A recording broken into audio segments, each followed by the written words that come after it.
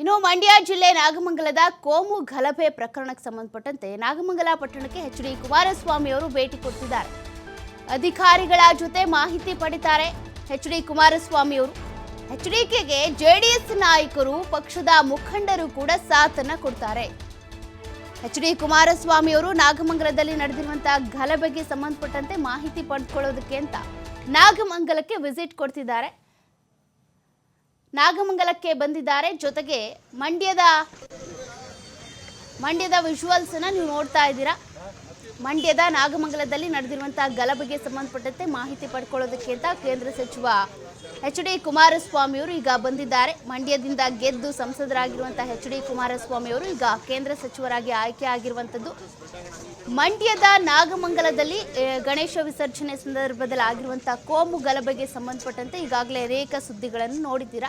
ಸದ್ಯಕ್ಕೆ ಅಲ್ಲಿರುವಂತಹ ಪರಿಸ್ಥಿತಿ ಏನು, ಯಾವ ರೀತಿ ಪೊಲೀಸರು ನಿಯೋಜನೆಗೊಂಡಿದ್ದಾರೆ, ಹೇಗೆ ಕ್ರಮ ತೆಗೆದುಕೊಂಡಿದ್ದಾರೆ, ಹೇಗೆ ಘಟನೆ ಆಯಿತು, ಯಾರೆಲ್ಲ ಕಾರಣ, ಅರೆಸ್ಟ್ ಆಗಿರುವಂಥವ್ರು ಯಾರು, ಇದೆಲ್ಲದ್ರ ಬಗ್ಗೆ ಕೂಡ ಒಂದಷ್ಟು ಮಾಹಿತಿ ಪಡೆದುಕೊಳ್ಳೋದಕ್ಕೆ ಅಂತ ಎಚ್.ಡಿ. ಕುಮಾರಸ್ವಾಮಿ ಅವರು ಈಗ ನಾಗಮಂಗಲಕ್ಕೆ ಆಗಮಿಸಿದ್ದಾರೆ.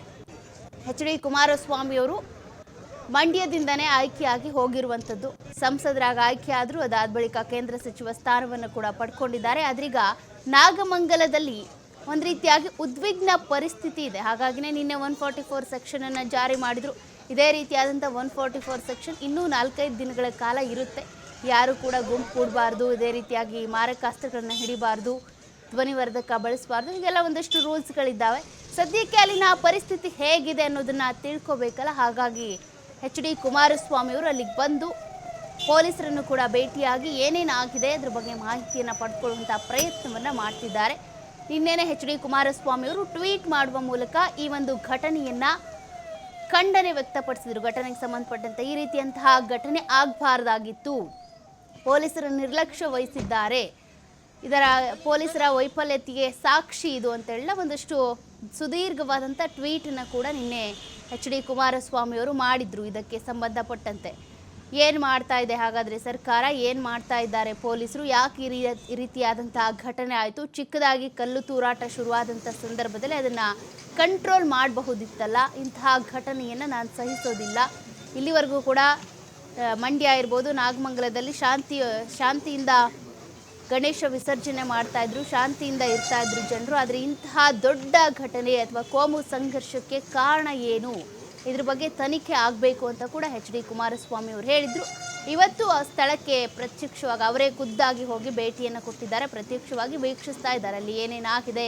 ಜೊತೆಗೆ ಅಲ್ಲಿರುವಂಥ ಸ್ಥಳೀಯರಿರ್ಬೋದು, ಅದೇ ರೀತಿಯಾಗಿ ಪೊಲೀಸರಿರ್ಬೋದು, ಅವ್ರ ಹತ್ರ ಮಾಹಿತಿಯನ್ನು ಪಡ್ಕೊಳ್ತಾ ಇದ್ದಾರೆ. ಏನೇನಾಯಿತು, ಎಷ್ಟು ಗಂಟೆಗೆ ಆಗಿದ್ದಿದ್ದೆಲ್ಲ, ಈಗ ಎಷ್ಟು ಜನರನ್ನು ಅರೆಸ್ಟ್ ಮಾಡಲಾಗಿದೆ, ಅರೆಸ್ಟ್ ಆಗಿರುವಂಥವ್ರು ಯಾರ್ಯಾರು ಬೆಂಕಿ ಹಚ್ಚಿದ್ರು, ಎಷ್ಟೆಷ್ಟು ಮನೆ ಇರ್ಬೋದು, ಅಂಗಡಿಗಳಿರ್ಬೋದು ಹಾನಿ ಉಂಟಾಗಿದೆ, ಅದೆಲ್ಲದ್ರ ಬಗ್ಗೆ ಕೂಡ ಒಂದಷ್ಟು ಸವಿಸ್ತಾರವಾದಂಥ ಮಾಹಿತಿಯನ್ನು ಪಡೆದುಕೊಳ್ತಾ ಇದ್ದಾರೆ. ಕಲ್ಲು ತೂರಾಟದಿಂದ ಹಿಡಿದು ಶೋರೂಮ್ಗಳಿಗೆ ಬೆಂಕಿ ಹಚ್ಚುವವರೆಗೂ ಕೂಡ ಈ ಘಟನೆ ಮುಂದುವರೆದು ಹೋಯಿತು. ನಾಗಮಂಗಲ ಒಂದು ರೀತಿಯಾಗಿ ದಗ ಹೊತ್ತಿ ಉರಿದು ಬಿಡ್ತು.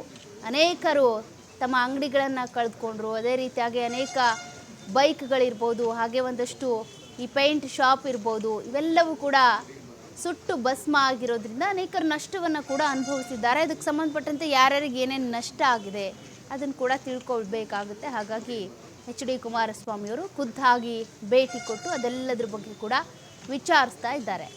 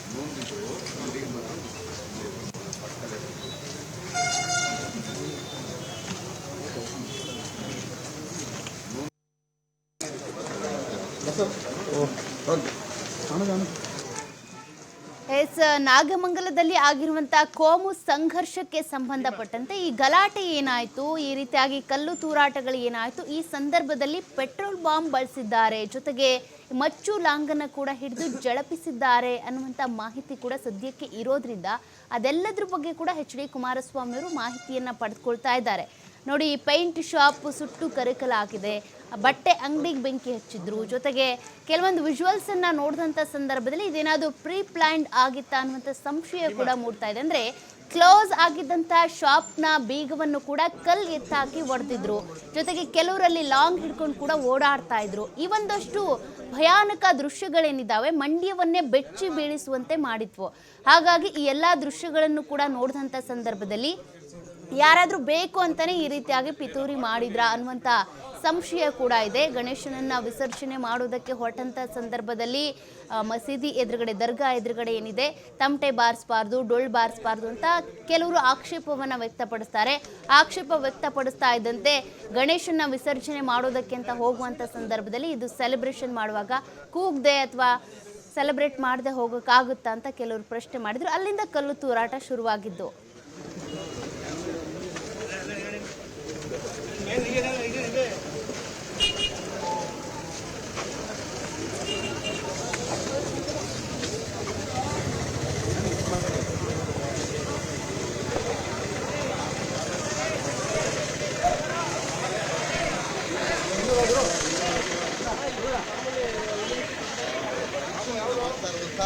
ದೃಶ್ಯವನ್ನು ನಾವಿಲ್ಲಿ ಗಮನಿಸ್ತಾ ಇದ್ದೀವಿ.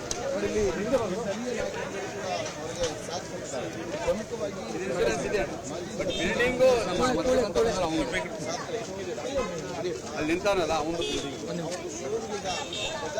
ಬಟ್ ಇದು ಗ್ಲಾಸು ಇದೆಲ್ಲ ಹೊಡೆದಿದ್ದಾರೆ ಅಷ್ಟೇ. But bike